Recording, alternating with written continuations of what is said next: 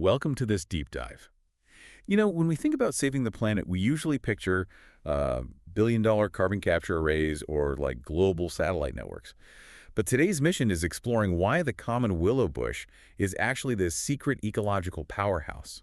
We're pulling from ecological research, field studies, and some really cool notes on two nature and innovation students, Kesser and Steen. Yeah, their work is a perfect example of applied ecology. Okay, let's unpack this, because how a simple school project reveals a blueprint for biodiversity is just wild.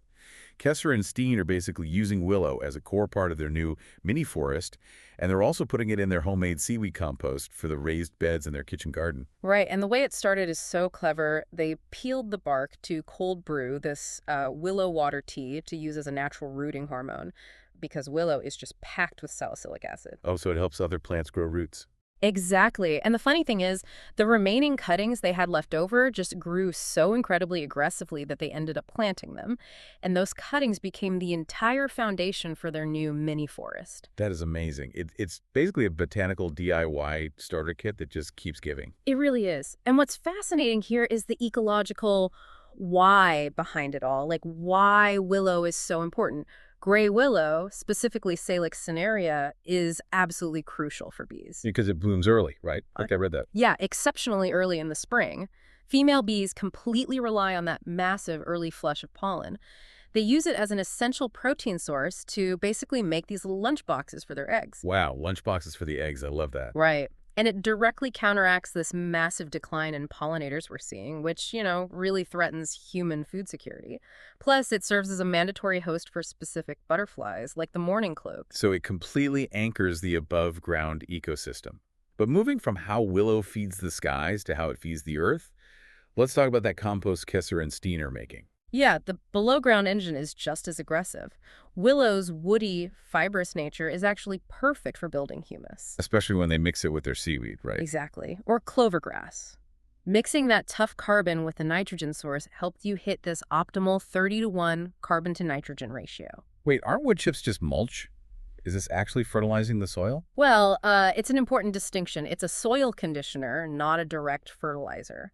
The microbiome uses the nitrogen to break down the tough carbon from the willow, which actually transforms heavy clay or dry sand into this really robust, resilient earth. Oh, I see. And it locks away carbon at the same time. Yep. It builds humus and sequesters carbon right into the ground. Okay, so if willow stores carbon that well, it sounds like the ultimate climate fix, Just plant it everywhere. But here's where it gets really interesting. There's always a catch. Right.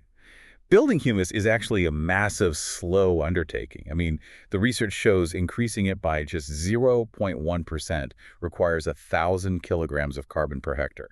It is a staggering metabolic lift for the ecosystem. And this raises an important question, especially when you look at the 32-year soil warming study mentioned in the sources. Yeah, that study was kind of alarming. It was. It showed that as the planet warms, even the oldest, most chemically stable carbon in the soil starts to break down.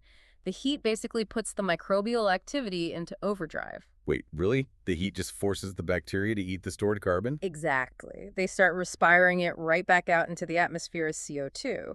So, ironically, as it gets hotter, the soil can flip from being a carbon sink to a carbon source. That is wild. So what does this all mean for you, the listener? I mean, obviously, willow is an incredible tool for supporting your local ecosystem and soil health, just like Kesser and Steen are doing in their raised beds. Oh, absolutely. Planting native pioneer species is still one of the most actionable things you can do to support local food webs and build resilient soil. But it does leave you with this huge provocative thought. If a warming planet biologically forces the soil microbiome to release the very carbon we are desperately trying to trap, should our focus shift from just storing carbon locally to discovering ways to fundamentally cool the ground itself? Because otherwise, our ecological first responders might end up feeding the very fire they're trying to put out.